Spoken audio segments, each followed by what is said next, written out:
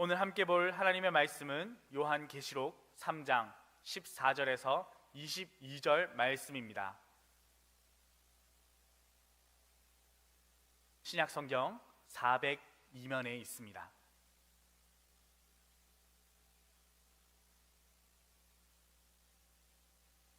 요한계시록 3장 14절에서 22절의 말씀 한 절씩 교독하시겠습니다. 라오디게아 교회의 사자에게 편지하라. 아멘이시오. 충성되고 참된 증인이시오. 하나님의 창조의 근본이신 이가 이르시되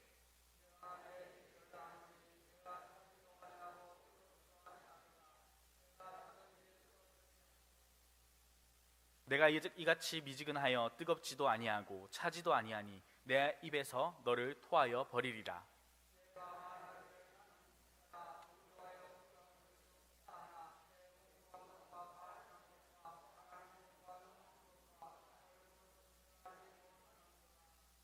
내가 너를 권하노니 내게서 불로 연단한 금을 사서 부요하게 하고 흰옷을 사서 입어 벌거벗은 수치를 보이지 않게 하고 안약을 사서 눈에 발라 보게 하라.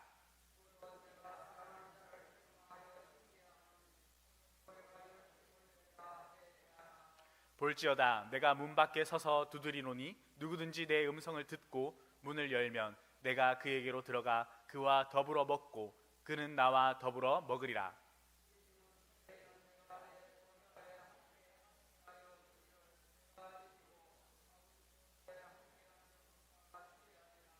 함께 읽겠습니다. 귀 있는 자는 성령이 교회들에게 하시는 말씀을 들을지어다. 아멘. 우리 옆에 계신 성도님들과 함께 고백하겠습니다. 사랑하고 축복합니다.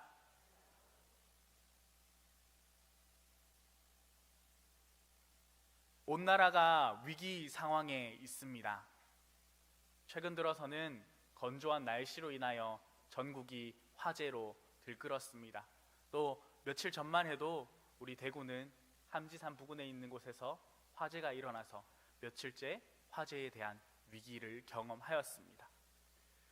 오늘날 우리에게 있어서 화재라는 위기가 우리의 일상에 경각심을 심어준다면 오늘날 우리에게 영적인 위기가 있다라는 것을 우리는 인지해야 합니다. 오늘날 우리에게 심각한 위기 상황이 있다고 한다면 바로 그것은 영적인 가벼움증입니다. 영적으로 너무나도 가볍다는 것이 오늘날 많은 신앙인들에게, 많은 성도들에게 위기 상황을 느끼게 만듭니다. 이 영적인 가벼움증은 신앙의 깊은 세계로 들어가려 하지 않는 증상입니다. 말씀의 깊은 세계로 들어가서 하나님께서 오늘 나에게 무엇을 말씀하시는지, 이 말씀이 내게 말씀하시고자 하는 바가 무엇인지, 그리고 그 말씀이 진정으로 의미하는 바가 무엇인지를 귀 기울이지 않는다는 것입니다. 신앙의 깊은 세계를 외면한 채 예수를 믿고 축복을 받았으면 좋겠다라고 생각이 깊어진다면 어떤 문제가 발생하게 되겠습니까? 물론 예수를 믿으면 축복을 받습니다. 하지만 축복만 받고 싶다면 많은 사람들은 자신의 삶에 주어진 눈에 보이는 것들을 통해서 자신의 신앙이 올바르다고 입증하려고 할 것입니다.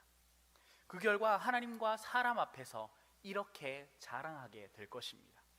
하나님께서 내 기도에 응답해 주셨습니다. 우리 가정에게 축복을 더하여 주셨습니다. 우리 아이가 대학에 가서 잘 되고, 우리 아이가 대기업에 취직하게 되고, 우리 아이가 정말 귀한 배우자를 만났습니다. 이 귀한 배우자는 돈이 많고 예쁘고 세상이 보기에 너무나도 그럴듯한 조건을 다 갖추고 있습니다.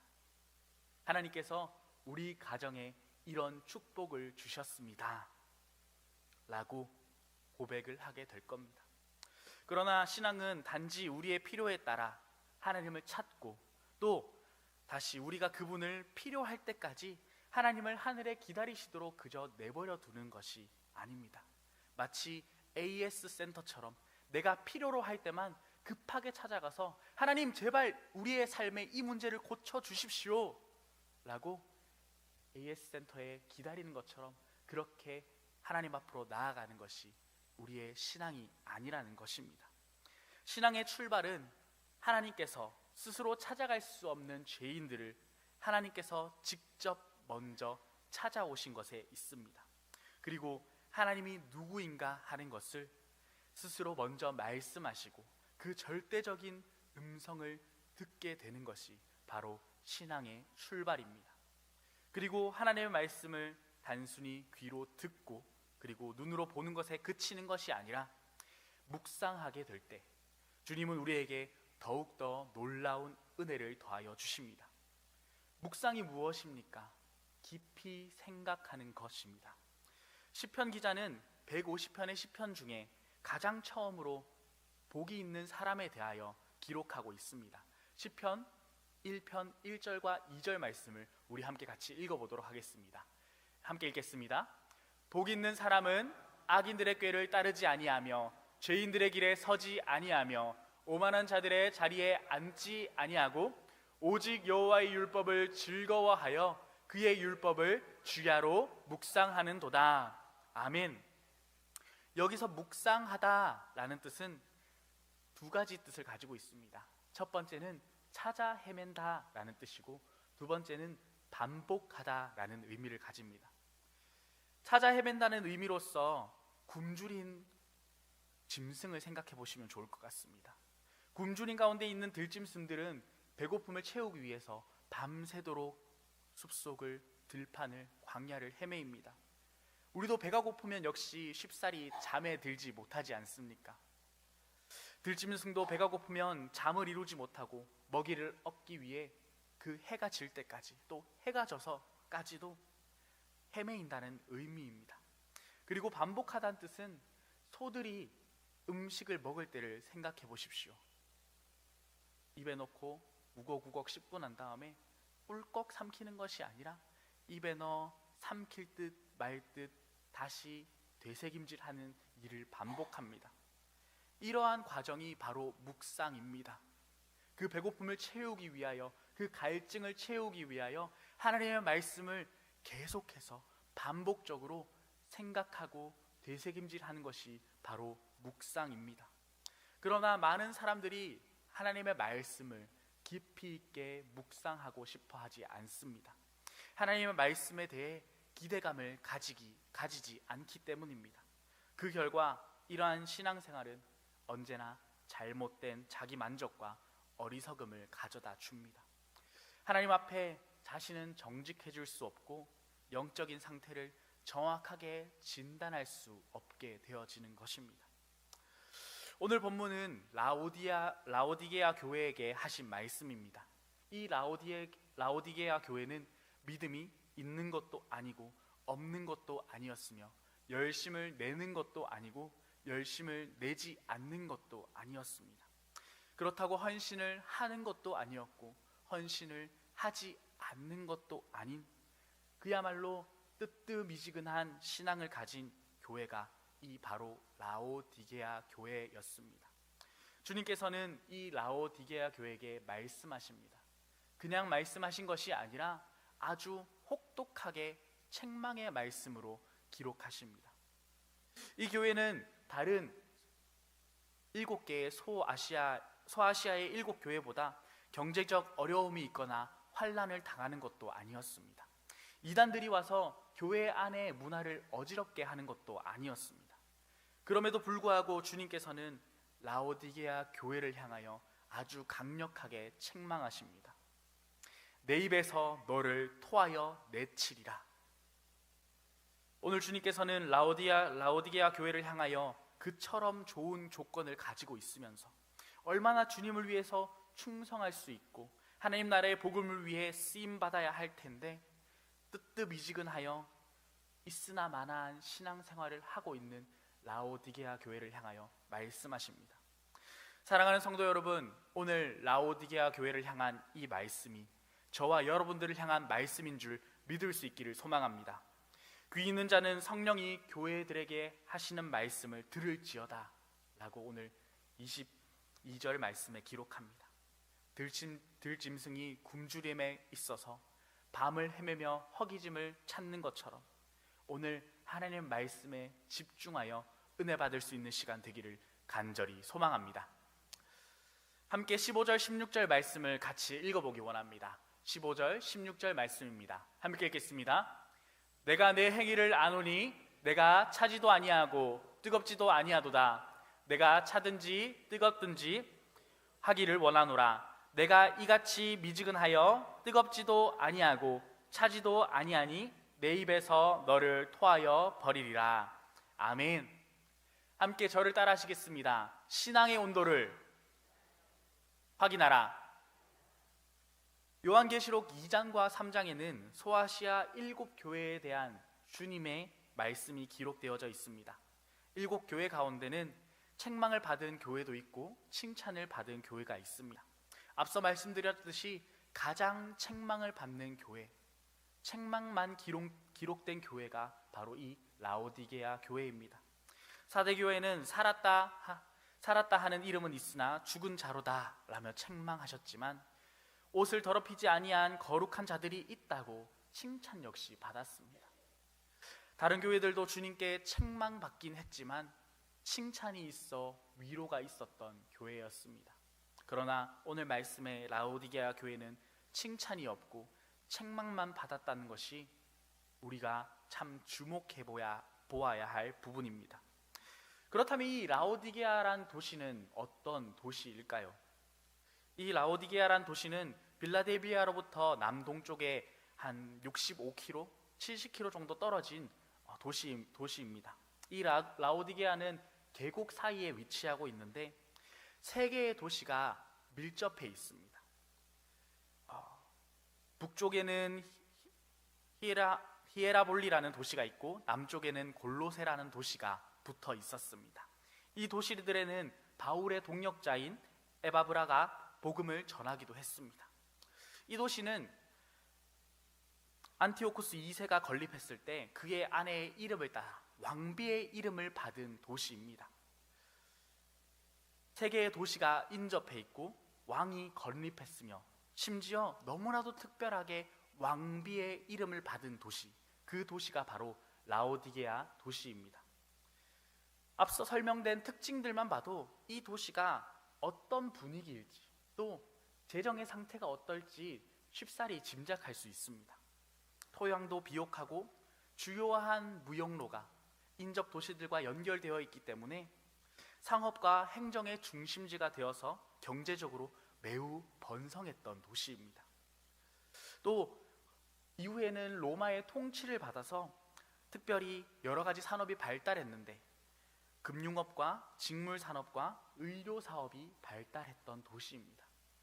금융업, 은행사업, 그리고 직물, 의료사업, 그 다음에 의학사업, 이 발달한 도시, 얼마나 그 도시에 사는 사람들이 많은 물질적 풍요를 누렸겠습니까? 그 덕분에 라오디게아는 매우 부유한 도시였습니다. 그러니 그곳에 사는 사람들은 자부심도 대단했습니다. 이 자부심이 어느 정도로 대단했냐고 하면 과거에 이 라오디게아 도시에 지진이 발생했는데 도시가 지진으로 인해서 반파되었습니다. 이 도시를 재건하기 위해서 로마 황제가 국가적으로 하사금을 수여했습니다. 오늘날로 말하면 정부 지원금이 나온 것입니다. 그런데 웬일입니까? 이 라오디게아 도시 사람들이 정부 지원금을 거절하고 자신들의 돈으로 도시를 재건하기 한 것입니다. 이 사건만 봐도 라오디게아 사람들이 얼마나 부유했는지 또 자신들이 살고 있는 그런 상황에 대해서 얼마나 자부심이 컸는지를 쉽사리 짐작할 수 있습니다. 그런데 이 부유한 라오디게아에게 문제점이 하나 있다면 바로 물입니다. 도시의 위치상 계곡에 위치해 있기 때문에 물을 자급자족하는 것이 참 힘든 상황이었습니다.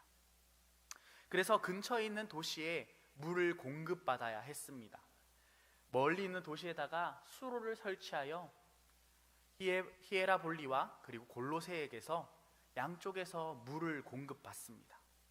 히에라볼리는 온천수가 나오는 지역이었습니다. 온천수면 무슨 물이지요? 따뜻한 물입니다. 석회질에 성분을 가득 포함하고 있는 따뜻한 물을 가지고 있는 지역이었습니다. 또 반대로 골로새는 아주 맑고 차가운 생수가 나오는 지역이었습니다. 한쪽 편에는 뜨거운 물, 한쪽 편에는 차가운 물을 공급받을 수 있는 도시가 바로 이 라오디게아였습니다. 뜨거운 물과 차가운 물은 모두 몸에 좋은 효과를 가지고 있다는 걸 다들 잘 아시지요? 뜨거운 물에는 소독과 또 회복을 돕는 기능이 있고, 특별히 온천수에는 미네랄이 많이 포함되어 있어 과거 우리나라에도 온천이 아주 활발했습니다.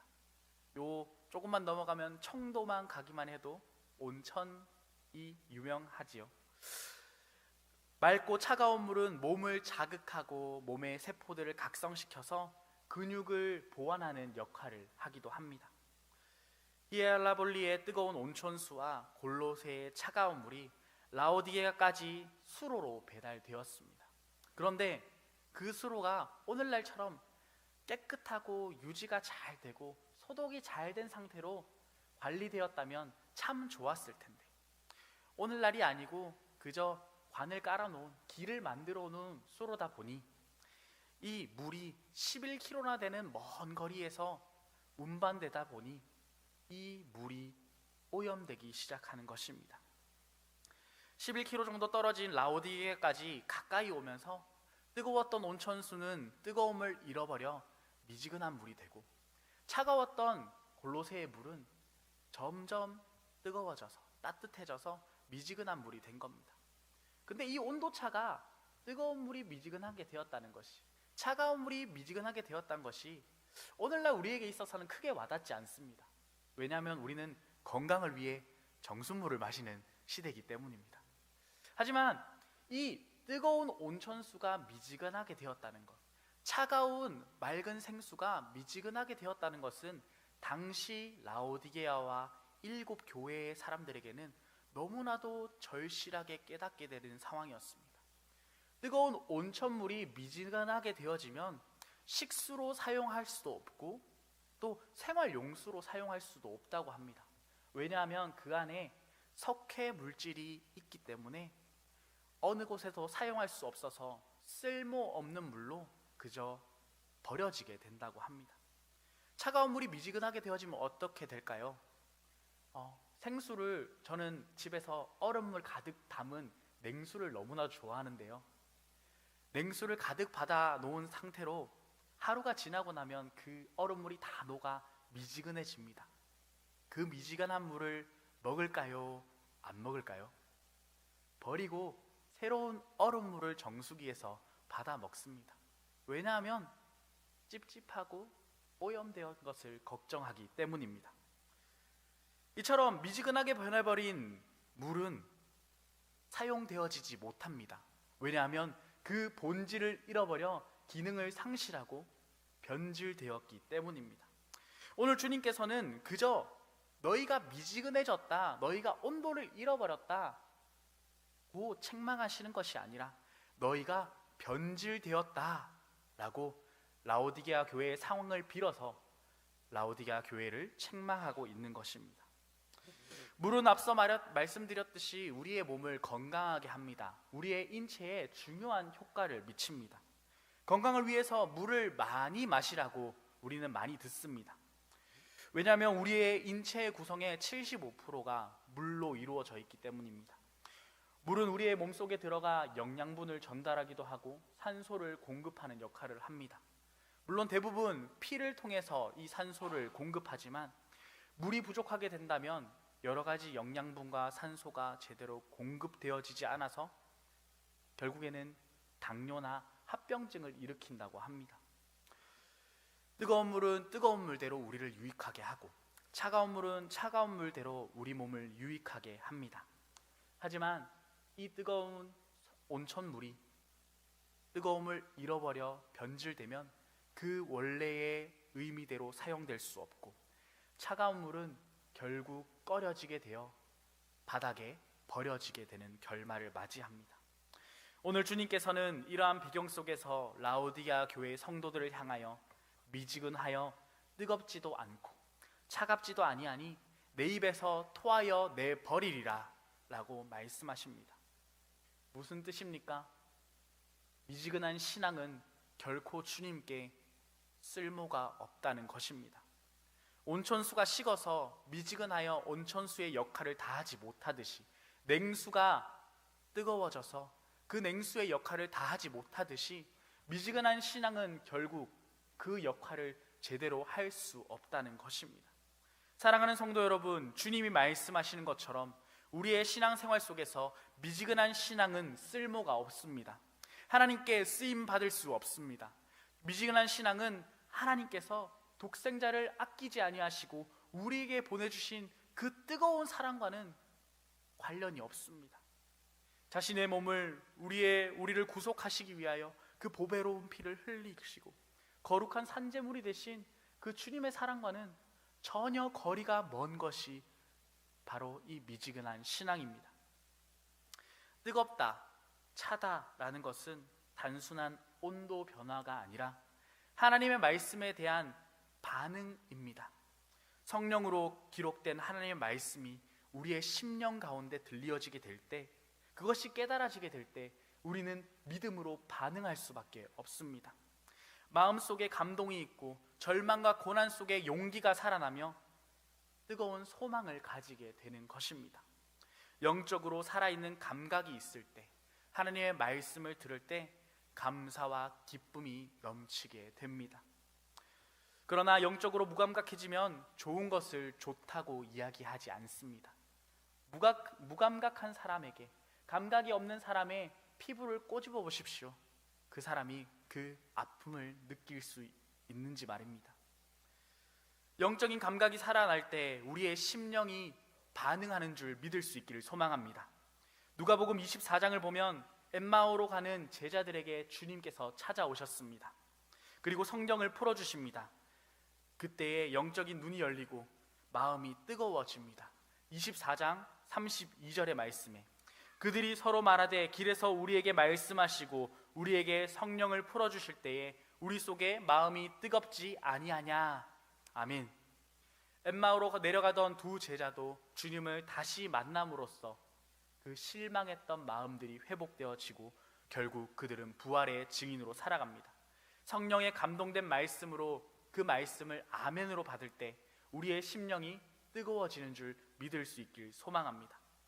그렇다면 라오디게아 교회가 이렇게 미지근한 신앙을 가지게 된 이유가 무엇이겠습니까?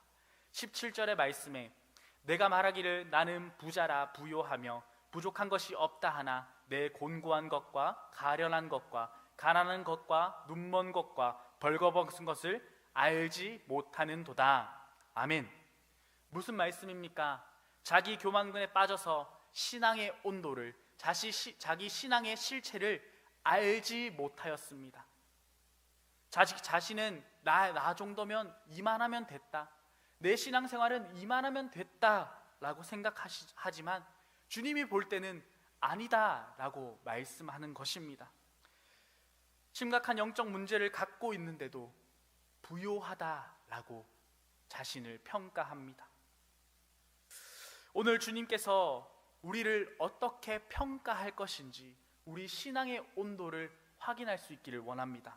나는 괜찮다, 이 정도면 됐다, 나는 부족한 것이 없다 라고 말하면서 잘못된 진단을 내리는 것이 아니라 조용히 주님 앞에 설 수 있는 저와 여러분들 되기를 원합니다. 주님은 나를 보며 무엇을 말씀하시고 어떻게 평가하실지 말씀에 빗대어 우리 자신을 점검할 수 있기를 간절히 소망합니다. 우리 19절 말씀을 함께 읽어보겠습니다. 19절의 말씀입니다. 시작. 물은 내가 사랑하는 자를 책망하여 징계하노니 그러므로 내가 열심을 내라 회개하라. 아멘. 미지근한 신앙에도 불구하고 그러나 여전히 주님께서는 라오디게아 교회를 사랑하십니다. 문제가 있고 책망할 것들이 너무나도 심각하지만 그럼에도 불구한 것은 라오디게아 교회를 향하여 주님께서 사랑의 메시지를 증거하고 있다는 것입니다. 책망 가운데서도 사랑은 떠나지 않습니다. 왜냐하면 사랑하기 때문에 책망하시기 때문입니다. 어떤 교회가 사랑이 없는 교회이겠습니까? 어떤 설교가 사랑이 없는 설교이겠습니까? 어떤 부모가 사랑이 없는 부모이겠습니까? 이 질문들을 하나로 이야기하자면 책망이 없는 것입니다. 성도들이 교회에 나오면 언제나 칭찬만 하는 교회가 있습니다. 주님 앞에 나오는 것을 쉬러 나오는 것으로 여기고 위로 받으러 나오는 것이라 여깁니다. 물론 신앙생활하는 것에 있어서 쉼과 위로는 따라와야 합니다. 그러나 주님 앞에 나오는 것은 쉬러만 나오는 것이 아니라 위로만 받으러 나오는 것이 아닙니다. 이 세상에서 더욱 믿음으로 살기 위하여 하나님의 말씀을 공급받기 위해 나오는 것입니다. 그러나 성도들이 교회에 나오는 이유에 대해 참 많은 오해와 착각을 합니다. 마음에 감동을 주는 칭찬과 위로뿐인 설교, 그리고 정서적인 안정을 주는 교우 관계, 신앙생활은 결코 힘든 것이 아니어야 된다고 성도들이 많이 착각합니다. 그러나 주님 앞에 나올 때 내가 듣고 싶은 소리를 들으려 나오는 것이 아니라 하나님이 원하시는 그 말씀을 들을 수 있기를 소망합니다. 그렇다면 어떻게 해야 주님의 말씀을 바로 듣고 주님을 바로 섬길 수 있을까요? 오늘 주님께서 라오디게아 교회를 향하여, 성도들을 향하여 회개하고 믿음의 열정을 회복하라 말씀하십니다. 고민이 있고 눈물이 있을 때, 고난이 있을 때 우리는 비로소 주님께 나아갑니다. 편안한 길보다 어렵고 힘든 믿음의 길을 가기로 결단합니다. 왜냐하면 고민과 눈물과 아픔을 통해 책망하시는 주님의 마음을 깨닫기 때문입니다. 회개란 무엇입니까? 우리의 길을 되돌리는 것입니다. 은혜의 자리로, 열심의 자리로 다시 되돌아가는 것입니다. 로마서 12장 11절 말씀은 다음과 같이 말씀합니다. 부지런하여 게으르지 말고 열심을 품고 주를 섬기라. 아멘. 이 열심이란 단어가 표현하자면 물이 끓는 것과 같습니다. 커피포트에 전원을 넣어서 누르게 되면 잠시 후에 부글부글 물이 끓어 넘치게 됩니다. 사랑하면 열정이 따르게 됩니다. 한 부모님의 고백이 있었는데요. 주님의 말씀대로 자녀를 너무 키우고 싶은데 자꾸만 자녀를 책망하게 되고 자녀에게 소리 지르게 되고 자녀에게 나쁜 이야기를 하게 된다고 합니다. 자꾸 자기의 욕심이 생긴다고 합니다. 근데 그 욕심이 어떤 욕심이겠습니까? 자녀를 너무 사랑하기 때문에 나오는 욕심이지 않겠습니까? 주님을 사랑하고 주님을 사랑해서 충성한다는 것은 반응 없는 미지근함이 아니라 그 주님의 사랑에 반응하는 것입니다. 그렇다면 어떻게 회개하고 믿음의 열정을 회복할 수 있을까요? 18절 말씀은 다음과 같이 말씀합니다. 우리 함께 읽어보겠습니다. 시작. 내가 너를 권하노니 내게서 불로 연단한 금을 사서 부요하게 하고 흰옷을 사서 입어 벌거벗은 수치를 보이지 않게 하고 안약을 사서 눈에 발라 보게 하라. 아멘. 18절 말씀에는 불로 연단한 금, 흰옷, 그 다음에 안약이 등장합니다.